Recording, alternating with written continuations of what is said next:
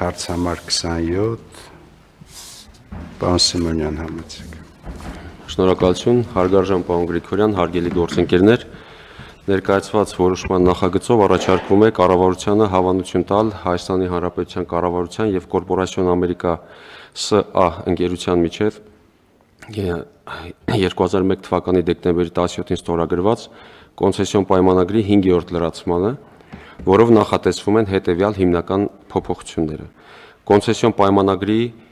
երաշխավորված ներքին շահութաբերության եւ վնասների հատուցման բանաձևերը ուժը կորցրած են ճանաչվում։ Կոնցեսիոն պայմանագրի անորոշ ժամկետով երկարաձգման իրավունքի կետը ուժը կորցրած է ճանաչվում։ Արձանագրվում է, որ կողմերը, կառավարությունն ու կոնցեսիոները միմյանց նկատմամբ երկարաձգման գործարքի կնքման օրվա դրությամբ ֆինանսական պարտավորություններ չունեն միմյանց նկատմամբ։ Կապանի Սյունիք օդանավակայանի վրա կոնցեսիոն պայմանագրի սահմանափակումները վերացվում են։ Կոնցեսիոն պայմանագրի ժամկետը երկարաձգվում է մինչև 2067 թվականի վերջ։ Կոնցեսիոները պարտավորվում է իրականացնել 425 միլիոն ԱՄՆ դոլարի չափով կապիտալ ներդրումներ, մաստեր պլանը եւ այն ներդրումային ծրագիրը, որով պետք է դա իրականացվի, կներկայացվի կառավարության համաձայնեցմանը եւ այդ մաստեր պլանում կներառվեն նաեւ 2023 թվականից իրականացված կապիտալ ներդրումները։ Գործող սակագների փոփոխությունները կիրականացվեն ամենամյա սկզբունքով միայն համապատասխան բանաձևով ճշգրտման եղանակով, ելնելով ԱՄՆ սպառողական գների ինդեքսների, եվրոպական երկրներում միջին գնաճի եւ Հայաստանի Հանրապետության սպառողական գների ինդեքսների ցուցանիշներից։ Սահմանվում է կանոն այն մասին, որ եթե կոնցեսիայի ժամկետի ընթացքում որևէ պահի ոչ կոնցեսիոների մեղքով ուղևորահոսքը 2 տարի անընդմեջ նվազում է, ամեն տարի կազմելով 4 միլիոն ուղևորից պակաս, ապա կառավարությունը պետք է կոնցեսիոների կրած վնասի համար կոնցեսիոներին փոխհատուցի սակագների ճշգրտման եղանակով, բայց ոչ ավել քան 3 տարի ժամկետով։ Նշեմ, որ բանաձևը եւ հիմնական հասկացությունները ներկայացված են պայմանագրի համապատասխան հավելվածում։ Սահմանվում է, որ կոնցեսիոների բաժնետոմսերի հսկիչ փաթեթի սեփականատիրոջ փոփոխությունը պետք է նախապես համաձայնեցվի կառավարության հետ։ Սահմանվում է, որ կոնցեսիոները պարտավոր է պայմանագրի ժամկետի ավարտից հետո կամ պայմանագրի վաղաժան լուծման դեպքում օդանավակայանը եւ դրա պատկանելիքները վերադարձնել կառավարությանը լիովին եւ լիարժեք շահագործվող վիճակում։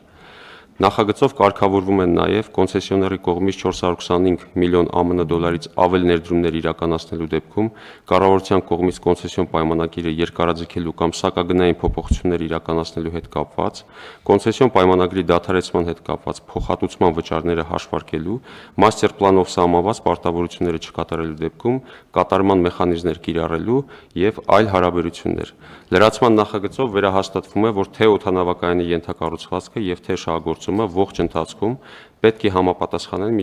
միջազգային առաջնակարգ ստանդարտներին։ Որոշման նախագծով նախատեսվում է 1 ամսյա ժամկետում ստորագրել Հայաստանյան կառավարության եւ Կորպորասիոն Ամերիկա ընկերության միջև ստորագրված կոնցեսիոն պայմանագրի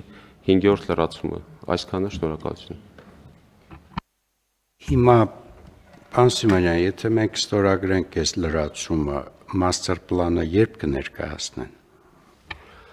Նախատեսվում է մաստեր պլանի ներկայացումը մինչև հունվարի 31-ը։ Իսկ դրանից հետո ներդրումները կսկսվի, այսինքն ինքը ժամանակացույցը մոտավորապես ինչ կառուցվածք կունենա։ Շնորհակալություն հարցի համար։ Ներդրումները 425 միլիոն ԱՄՆ դոլարի չափով պետք է իրականացվեն մինչև 2033 թվականը։ Մաստեր պլանը կառավարությանը ներկայացնելուց հետո 4 ամսվա ընթացքում կառավարությունը կամ պետք է հաստատի կամ հիմնավոր մերժի, եթե տեղի ունենա հիմնավոր մերժման դեպք կամ համապատասխան հիմքերի առկայության հաստատման դեպքը եթե տեղի ունենա, ապա 33 թվականը, եթե պայմանական որոշակի փոփոխություններ